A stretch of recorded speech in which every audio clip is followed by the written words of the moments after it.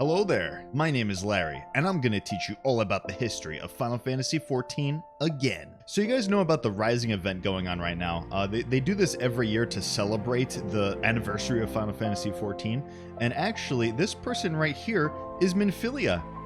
Yeah, that's 1.0 Minfilia. Yeah, now she doesn't even talk. Yeah. She just sells us wine now.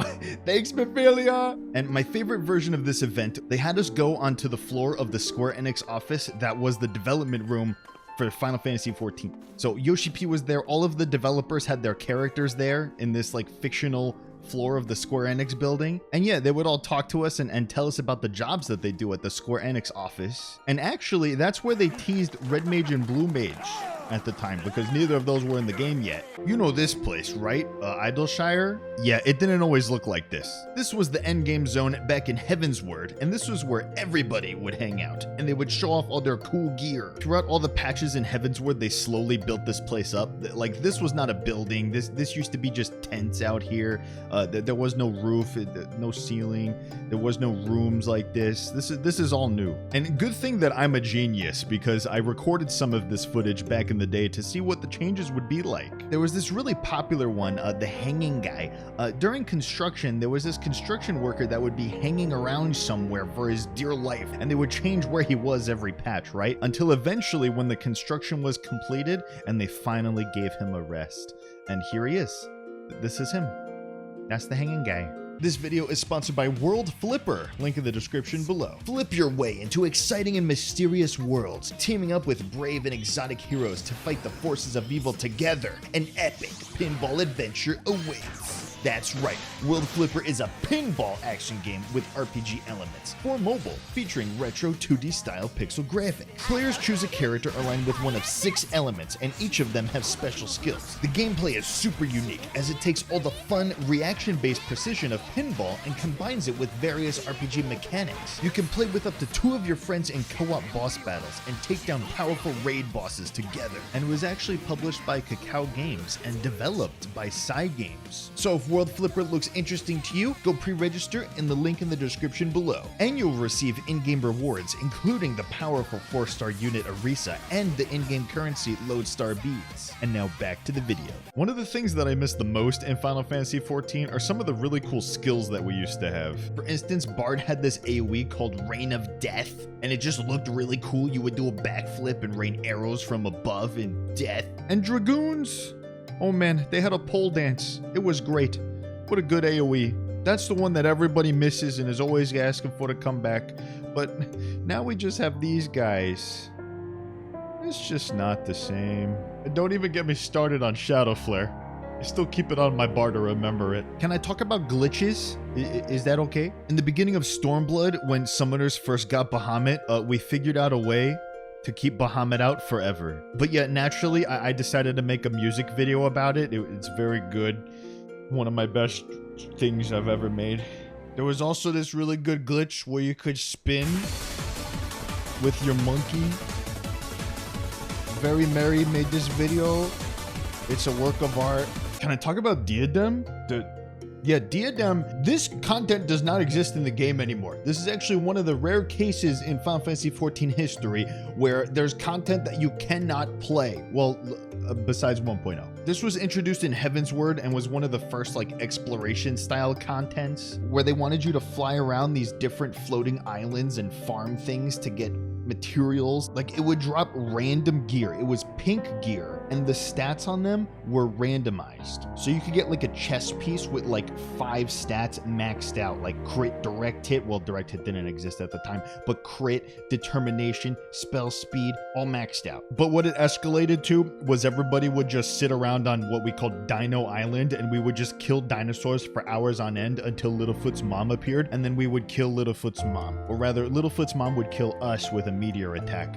But eventually we might get her down. And then they introduced this like crazy huge man raid on it, and it was rare for it to spawn in the first place. Like, I only did it twice and I only was able to beat it the one time. But this thing would drop one weapon one person out of the entire 120 whatever it was instance would get it. And it had random stats. And it was better than the raid weapon. So everybody at the time was screaming bloody murder that this was gonna ruin Final Fantasy XIV, the game would be irreparable, and everybody would quit the game. Obviously, it turned out fine and nobody cared. Do you even know what this weapon was? No, you probably don't. Have you ever even seen one? No, because it didn't matter. But yeah, that was a fun time. I actually really liked Diadem. But then again, I like the really grindy stuff in MMOs, so I have something wrong with me. I'm gonna talk about some class stuff now. Back in Heavensward, Bard and Machinist were casters. Yeah, they would go into a special DPS mode where they did more damage if they casted their spells.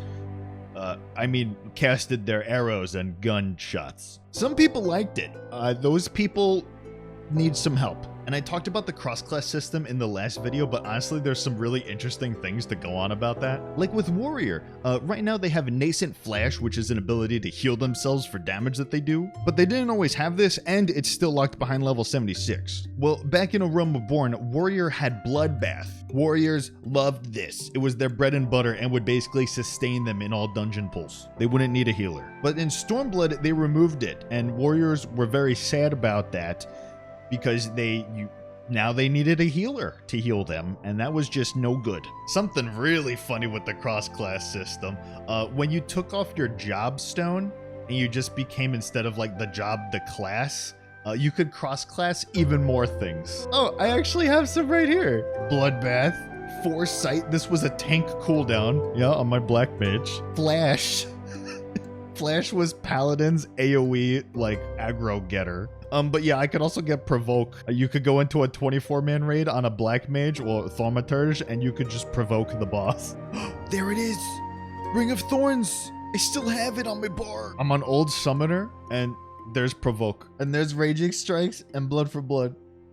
And Protect. I got Protect. And back in the day, with healers, when you would zone into a dungeon, everybody would stand still and wait for you. Why? Well, because you needed to cast Protect on them, of course. I still have it on my bar. It's right here. And then in a raid, you would cast Stone Skin on everybody. This was like a shield. And then if you had a Scholar in your group, you would make them cross-class Stone Skin so that they could help you put Protect on everybody. One of the biggest changes to tanks over the years was Tank Stance. Tank Stance used to reduce your damage taken and reduce your damage that you dealt. So Paladin had Shield Oath, and then they also had Sword Oath, and Sword Oath was their damage stance. But because Tank Stance would reduce your damage by 20%, it became standard where a raid group would just have their tanks never in Tank Stance. Because we couldn't lose 20% damage to that, we had DPS checks to make, man. They would use melee accessories, so they would go steal the Dragoon's accessories and put them on instead, because they had strength. And a tank that was doing this, never in Tank Stance and strength accessories, would do about as much damage as another DPS. But yeah, we don't do that anymore. This was a fun one. Astrologian's cards used to be completely different. And by different, I mean each one of them was different. Balance was actually the only one that would be a damage buff. Everything else did different stuff, like a crit buff or a speed buff. And it was actually really fun to just give a melee the speed buff, because like a monk is already fast, right? So you give them the speed buff to go even faster, and then they would just run out of TP. They would just go so fast that they would run out of resource and they can't attack anymore. So then the Astrologian would extend the speed buff on them. And that's why Astrologian's pose looks like this, and they look all smug. Dungeons used to reward tomes differently than they do now. What they used to do was reward the tomes for each boss. But you know what people did?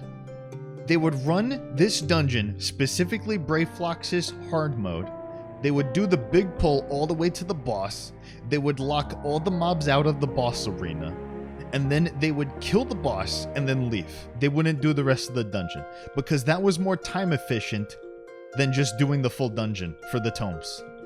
So Square Enix didn't like that.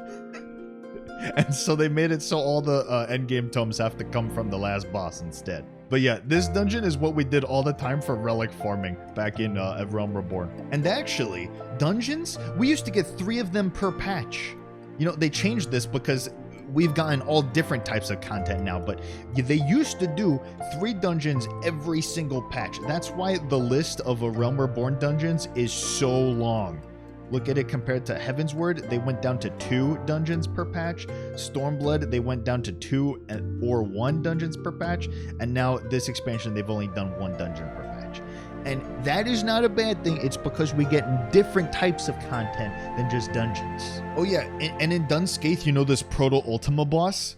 This guy was not always there. When Dunscaith first came out, that was not there. It was actually a succubus boss. Anyway, I mean, there's still so much more I could talk about the history, but these are just some of the ones I thought up in my head. But that'll be it for now. Thank you guys so much for watching, and I will see you in the next one.